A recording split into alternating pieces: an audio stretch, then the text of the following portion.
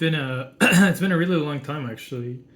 I've been super busy. I haven't had time to really take the time to actually cook something and explain all the process. It's been a lot of like subsistence cooking, you know, and I've been sick.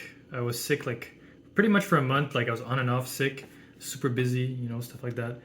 And finally, I'm free again. Muse. And today I want to make kimchi stew. I believe the name is kimchi jjigae or kimchi jjigae. I don't know how to speak Korean, so I don't know how to pronounce it. But it's pretty much a stew of pork, kimchi, and tofu with some aromatics. So what we're gonna need is tofu, obviously. It's a medium firm tofu, but you can use really any tofu you like. But consider the fact that if you put soft tofu, it'll probably break apart. If you use soft tofu, I recommend blanching it in salted water for a while. Kimchi, this is kimchi that I made myself. I cut it into bite-sized pieces. I kept a lot of the juice. And this is really old kimchi that I've been fermenting in room temp for 3 months. So it's very sour, it's very pungent, it's very strong. But it's the kind of kimchi you want for this. If you're using a younger kimchi, the flavor might not be strong enough to hold up to the fattiness of the pork belly and what we're gonna do to the kimchi. We need obviously some pork belly. I cut into to bite-sized chunks. This is skin off, but I do like skin on. I'm just doing what I have. You can also buy, like, if you ever go to those restaurants that sell not restaurants but like shops that sell thinly sliced pork belly, you can get like really thinly sliced. I prefer kind of like chunky. I think it has a better mouthfeel. Lots of fat, very succulent. And here I'm gonna have some green onions, some shallots, and some garlic, which I'm gonna cut as we do this. So I have a pot of oil, and I have dashi here. This is dashi that I did with dried niboshi and with konbu. I let it soak overnight, and then I have my pot of oil that I'm heating up. So the first thing we want to do, yeah, we're gonna have a creepy angle like that. First thing I want to do is I want to cook my pork belly. So what we're gonna do is we're just gonna dump all our pork belly in here, and well, basically you pretty much want to give it some nice color. So we're gonna try to spread it around. So it doesn't have to be all even or anything, but like, you know, obviously if you get some nice browning on it, it'll be better than if you don't. And we're gonna give it a sprinkle of salt, drop moisture. We really want to render the fat and kind of give it some color. It's already smelling amazing because pork belly just has a naturally beautiful smell. So as you can see, you know, just kind of cooking it. In the meantime, we're gonna process some of our aromatics. So I want to get the garlic first because I want the garlic to kind of bloom in the pork fat. Then we're gonna do shallots, green onions afterwards. So you can kind of really give it like your garlic a rough chop. Of course, if you give it like a finer chop, it'll kind of spread everywhere. My kimchi has a lot of garlic in it already, but I prefer to add a lot more garlic to this. I think it can hold it, you know, it can handle all that garlic, and plus, you know, who doesn't love garlic?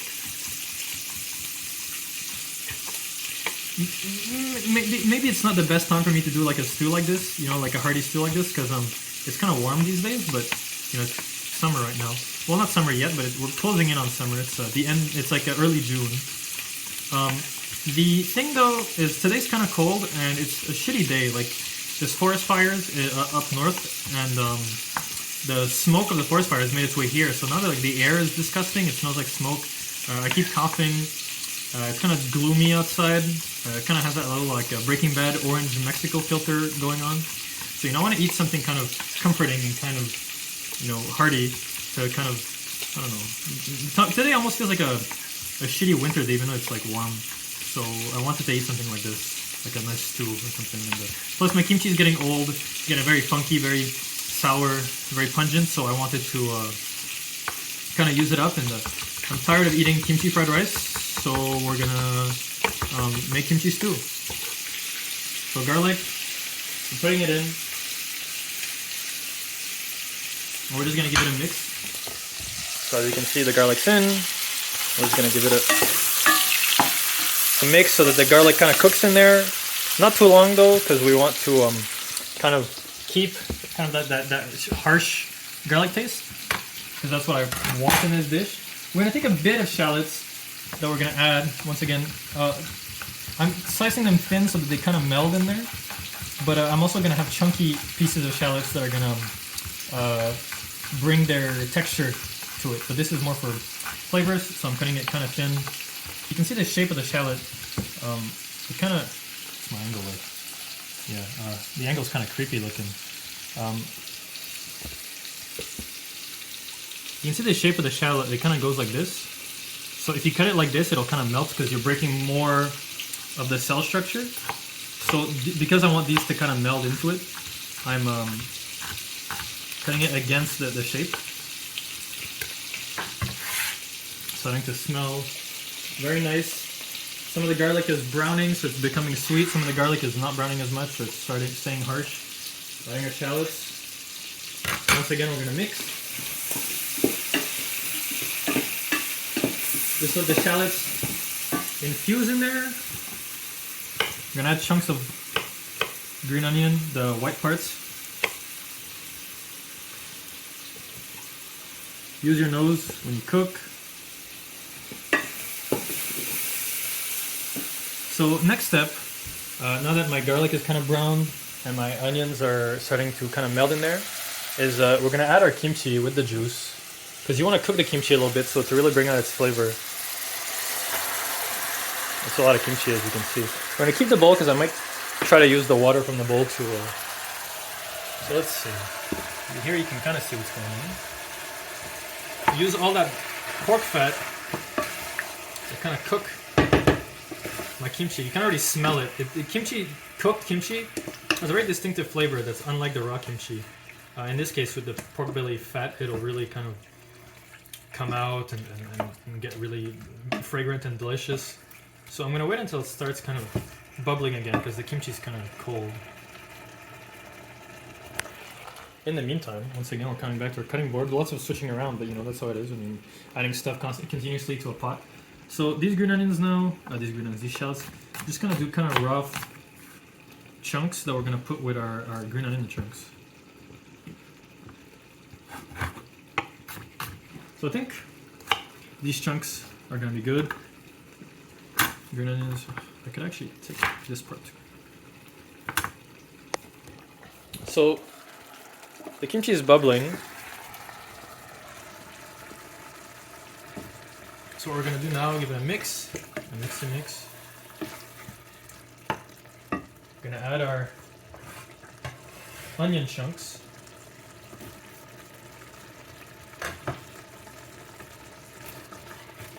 Get them nestled in there. We don't necessarily want to cook them. And then we'll add our dashi, our overnight dashi into this. If you don't like dashi because you think it tastes too fishy or something, oh yeah, there's also shiitake mushrooms in my dashi. If you don't like dashi because you think it's too fishy, or you don't make dashi at home, or you don't have dashi, you can very easily replace this with chicken stock or han dashi, or even just water would work. Like, this is so flavorful that even with water it would be delicious. So I'm gonna add dashi until it's almost filled to the top. I have 1 liter here and it's pretty much perfect. You can use this actually to make another dashi like the leftovers. It could be pretty good, but in this case you can also compost it. You can dehydrate it and make furikake. I'm composting it because today's compost day, so I'm not gonna be missing out too much. Oh, so you can be here. And so I'm gonna compost it. Today's compost day, like I said, so it works out for me. So now everything's kind of nestled in there. We're gonna let it cook a little bit. But first things first, just to like clean up my bowl a little bit. You know, the bowl I have my kimchi and it's kind of dirty, but I cleaned it with water. I'm just gonna add that kimchi water in here. And yeah, these shallots, I'm gonna add them later so that they keep their texture and their crunch a little bit. So that's why I'm gonna add them when I add my my tofu, because it doesn't need to cook that long. But these ones are gonna get kind of soft and they're gonna meld into the broth. But they still will remain there a little bit, whereas the ones that I cut and I added with the pork belly, those are probably gonna melt. Kos is licking the compost because it tastes like dashi, and he likes fish. Don't you, Kos? Whoa. And these green onions, I'm gonna cut kind of roughly. I'm not gonna super thinly slice them. They're not the nicest anyways. So this is all, I'm gonna add all of this like near the end of my, I'm gonna add all of this near the end when I add my my tofu. This is stupid, I could be using my bench scraper. Now these ones I'm gonna cut super thin for garnish.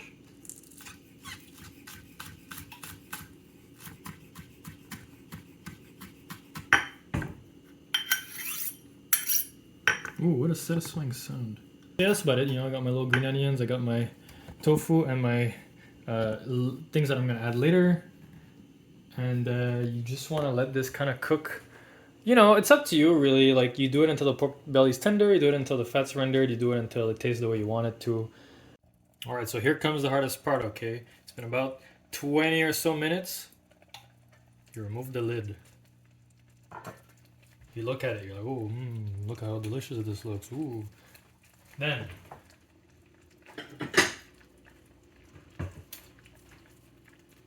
you add your tofu. You add your tofu.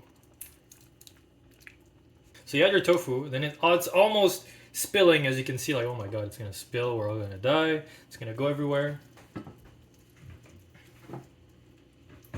You add your onions and green onions that you want to remain a bit fresher.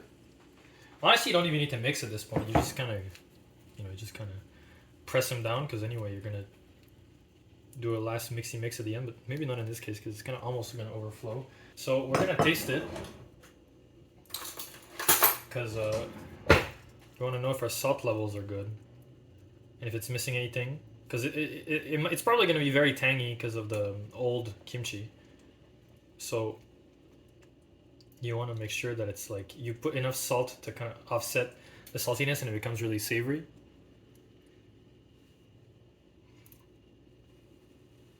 I think it needs a bit more salt. You could put, but to have more complexity, I'm gonna add a soy sauce, but I'm gonna add Usukuchi soy sauce. So it's saltier and it has less color. So it's gonna keep my in Japanese it's a light soy sauce.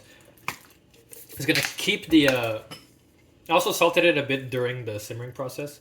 I tasted it while it was simmering and I added a bit of salt. So I think with a little bit of salt that I added before, while it was simmering, and with this Usukuchi soy sauce added, I think it'll be enough. Of course, since it's gonna reduce a little bit more, we'll taste it at the end. If it's too salty, we can add water. I think this is good. Another thing you can do, if you want, you can add Korean chili flakes or, you know, sambal, or maybe even if you want like a bit of sweetness and spiciness, you can add gochujang. I make my kimchi extra spicy. I put a lot of Korean chili flakes in there, so this has the level of spice that I like, where it's as pretty much as spicy as my kimchi is. So I don't need to add more. But if you want, you know, to have a brighter pop of color, you can add some gochugaru. And if you want to have a spicier flavor, you can also add gochugaru. But there's so many ways to do this, right? Like, this is a basic version, but you can add pretty much anything you want. If you think, you know, you want to have some greens in there, you can put some greens. If you want to put cabbage in there that isn't like fermented, like just kind of cabbage, so you have a mix of cabbage and kimchi, you know, do that. You want to add onions, add onions. You want to add you know, chunks of potato. You know, potatoes would be super good in there, I think. Really, like, this is the canvas, and I'll let you draw on the canvas however you want. So it's ready. All we need to do, easy. Look at that. It's gonna be the simplest thing you've ever seen. Take some of your stew, put it in there, put it in there. Oh, Kosa's going wild.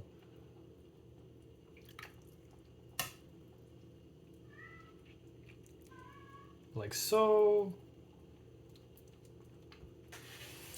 Set aside. Actually, maybe a bit more kimchi. And then, you know, like I said, about green onions. I know some people like to put a bit of sesame oil in their kimchi stew. I prefer to kind of garnish at the end. I think sesame oil goes really well with kimchi, so you want to put some, but don't put too much because the taste of sesame oil is really overpowering. So that's pretty much what you have. I recommend eating this with a spoon and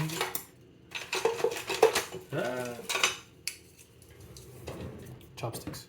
So you eat your stew and then you slurp with your spoon.